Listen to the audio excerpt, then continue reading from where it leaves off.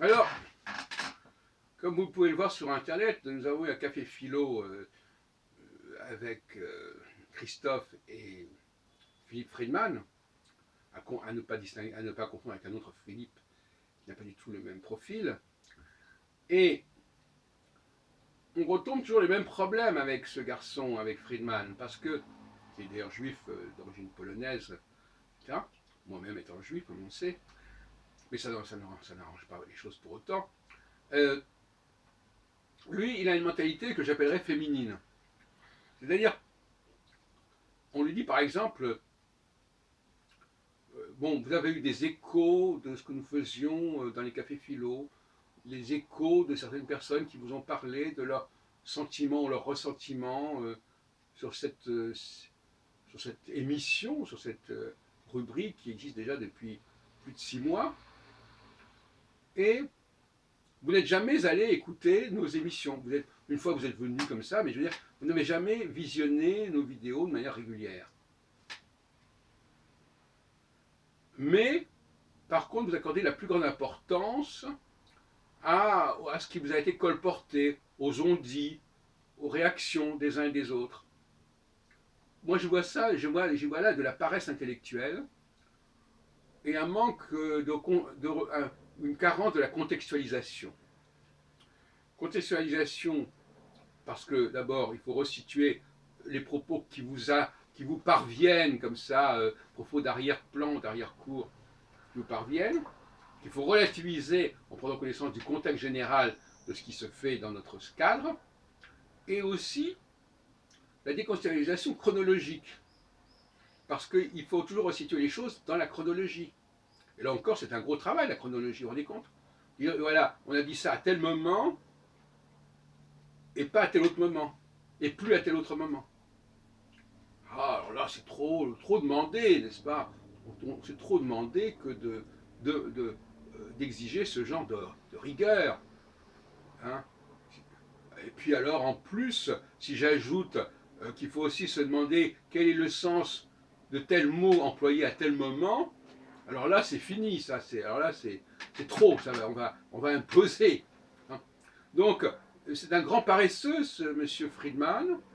Euh, il prend ce qui lui tombe sous la main, il ne va pas chronologiser les informations, il ne va pas les resituer dans un ensemble, et concernant le langage, il ne va pas non plus se demander dans quel sens on a employé ce mot-là, etc. D'où des réactions extrêmement viscérales quand on emploie tel et tel mot. Voilà, ce mot-là, le mot racisme, tout de suite, il y a un imaginaire qui se greffe dessus dans sa tête, etc. Alors, on n'attend pas ça de quelqu'un qui a fait pas mal d'études universitaires, au moins jusqu'au DEA, DESS. On n'attend pas ce genre de réaction comme ça, qui est celle d'un poète quelque part, qui est celle d'un littérateur, quelqu'un qui aime les mots, qui a une religion du mot. Tel mot, tel mot, il le vit comme ça. Voilà. Et il ne peut pas le vivre autrement. Hein. Le philosophe, lui, il est beaucoup plus froid.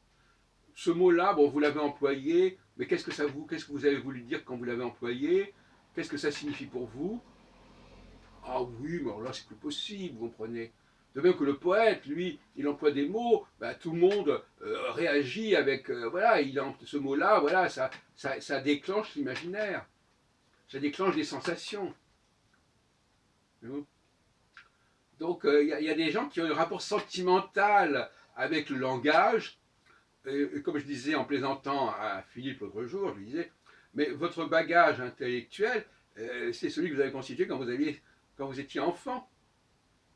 Et c'est dans l'enfance qu'on commence déjà à savoir si ce mot est bon ou pas bon, et comment je le vis, etc. Il faut psychanalyser le langage. Il faut que les personnes arrivent à dépasser une sorte d'association de mots, d'association d'idées, tel mot, toc, toc, toc, voilà ce que ça veut dire, voilà ce que je ressens. De l'autre côté, effectivement, la poésie fonctionne comme ça. L'impact immédiat de la chanson, parce que la poésie c'est aussi la chanson, l'impact immédiat de la chanson, du poème, Voilà, on le ressent, qu'est-ce que ça vous fait?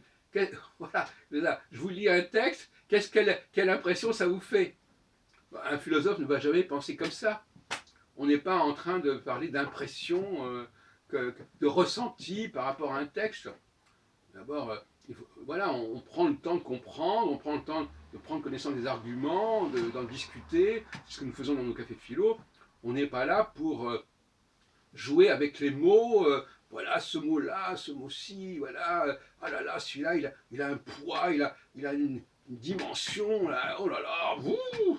Non mais qu'est-ce que ça veut dire ça? Bon, alors c'est pas le même. Bon voilà, alors, moi je dis féminin parce que effectivement, d'une certaine manière, on est dans le virtuel. Quelqu'un qui attache trop d'importance à ce qu'on lui dit, à ce dont il a entendu parler, au fait que ce mot-là, il a un certain poids, c'est du virtuel. La réalité est beaucoup plus complexe que cela. Et il y a des gens qui n'ont pas qui ne sont pas équipés pour appréhender la réalité. Ce sont les gens qui vivent dans la caverne de Platon. Hein. Ils ne connaissent les choses que parce qu'on en dit, parce qu'on leur dit. Et ça, c'est le point de vue de l'esclave. L'esclave, il ne veut savoir les choses que au regard de ce qu'on lui en dit, au regard de l'ordre qui lui en est donné. Ça ne l'intéresse pas de savoir ce qu'est la réalité. Ce qui l'intéresse, c'est ce que le maître lui dit. Voilà. Bon, bah, c'est tout. Donc, effectivement, il ne s'agit pas de porter un jugement. Il s'agit simplement de dire que voilà, il y a des gens qui ont une mentalité d'esclave, d'autres qui ont une mentalité de maître. Voilà. Pour des raisons qui sont peut-être psychologiques, sociologiques, ethnologiques, raciales, religieuses, peu importe. Là, j'en suis simplement à la phénoménologie, un mot qu'aime beaucoup d'ailleurs Philippe Friedman. D'ailleurs, je ne sais pas très bien dans quel sens il l'emploie, ni s'il le sait lui-même. Mais je veux dire, c'est ça la question. Hein. Il y a une phénoménologie de la dialectique de l'être du maître et de l'esclave. Voilà, il faut le savoir. Et ce débat est intéressant à ce sujet, mais disons-le clairement, nos cafés philo, McDo, ne concernent que les gens qui sont capables de dépasser le virtuel, qui sont capables de dépasser les automatismes de langage, les automatismes sémantiques, et qui prennent, et on les entraîne à aller au-delà de cette façon-là. On est dans une sorte de sevrage par rapport au niveau de langage de l'enfant de 5 ans. Et il y a des gens qui en sont restés à ce stade-là. Même malgré leurs études par la suite, ils en sont restés à ce stade de l'enfance où les mots ont un énorme poids et d'ailleurs finalement quand on apprend à parler alors qu'on ne connaît pas encore le monde, ben, ce sont les mots qui jouent le rôle important, ce sont les mots qui sont plus vrais que la réalité, parce que la réalité on ne la connaît pas.